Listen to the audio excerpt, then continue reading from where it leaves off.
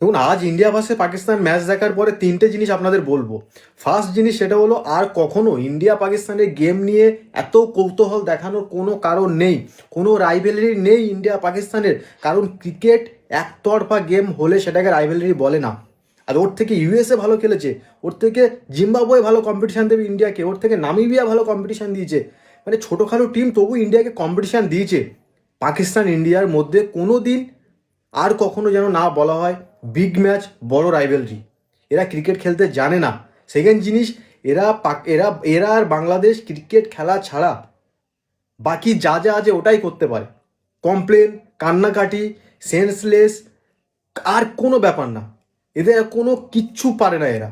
একটা ক্যাপ্টেন হয়েছে, জাসপ্রীত বুমরাকে মারছে ফ্লিক, যেখানে এক উইকেট মানে পড়ে গেছে।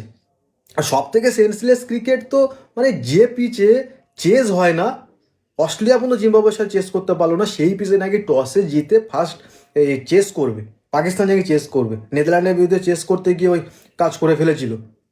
মানে জানি না মাইক হাসান কি। আমরা ভাবতাম যে ব্যাঙ্গালোরে ভালো ডিরেক্টর কোচ ছিল, নিউজিল্যান্ডের কোচ ছিল। এরকম বাজে মাইন্ড আমি পাকিস্তানের ক্রিকেট দেখিনি।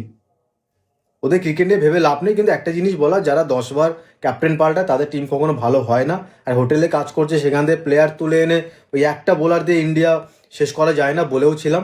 ঈশান কিষান তো চলে এসছে, অভিষেক শর্মার পড়ে এসেছিলো, ঈশান কিষান আননোন সিলেবাস মানে চলে এলো। আর ইন্ডিয়া প্রচুর অনেক বড় ক্রিকেট কান্ট্রি।